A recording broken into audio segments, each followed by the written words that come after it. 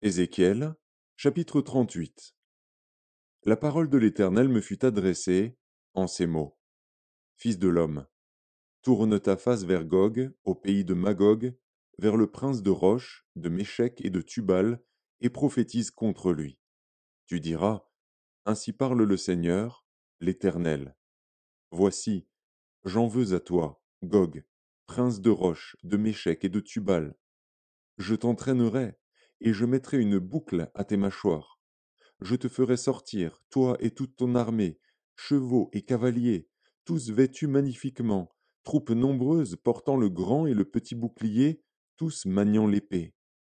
Et avec eux ceux de Perse, d'Éthiopie et de Put, tous portant le bouclier et le casque. Gomère et toutes ses troupes, la maison de Togarma, à l'extrémité du septentrion, et toutes ses troupes, peuples nombreux qui sont avec toi. Prépare-toi, tiens-toi prêt, toi et toute ta multitude assemblée autour de toi. Sois leur chef. Après bien des jours, tu seras à leur tête. Dans la suite des années, tu marcheras contre le pays dont les habitants, échappés à l'épée, auront été rassemblés d'entre plusieurs peuples sur les montagnes d'Israël longtemps désertes. Retirés du milieu des peuples, ils seront tous en sécurité dans leur demeure.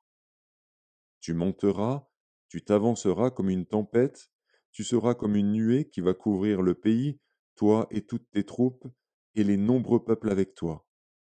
Ainsi parle le Seigneur, l'Éternel. En ce jour-là, des pensées s'élèveront dans ton cœur, et tu formeras de mauvais desseins. Tu diras, je monterai contre un pays ouvert, je fondrai sur des hommes tranquilles, en sécurité dans leur demeure, tous dans des habitations sans murailles, et n'ayant ni verrou ni porte. J'irai faire du butin et me livrer au pillage, porter la main sur des ruines maintenant habitées, sur un peuple recueilli du milieu des nations, ayant des troupeaux et des propriétés, et occupant les lieux élevés du pays.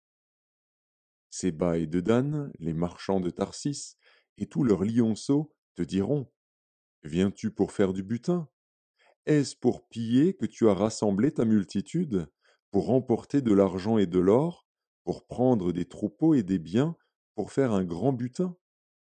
C'est pourquoi prophétise, fils de l'homme, et dis à Gog, ainsi parle le Seigneur, l'Éternel. Oui, le jour où mon peuple d'Israël vivra en sécurité, tu le sauras. Alors tu partiras de ton pays, des extrémités du septentrion, toi et de nombreux peuples avec toi, tous montés sur des chevaux, une grande multitude, une armée puissante.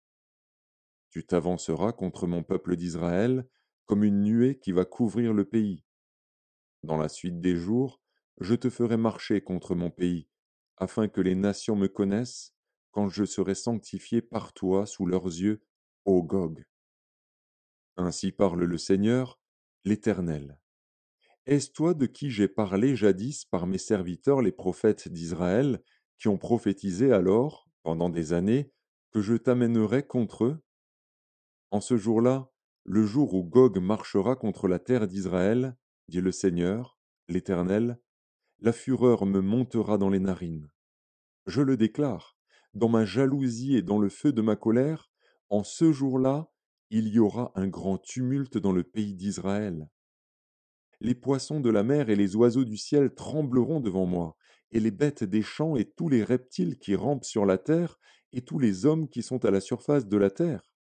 Les montagnes seront renversées, les parois des rochers s'écrouleront, et toutes les murailles tomberont par terre. J'appellerai l'épée contre lui sur toutes mes montagnes, dit le Seigneur, l'Éternel. L'épée de chacun se tournera contre son frère. J'exercerai mes jugements contre lui par la peste et par le sang, par une pluie violente et par des pierres de grêle.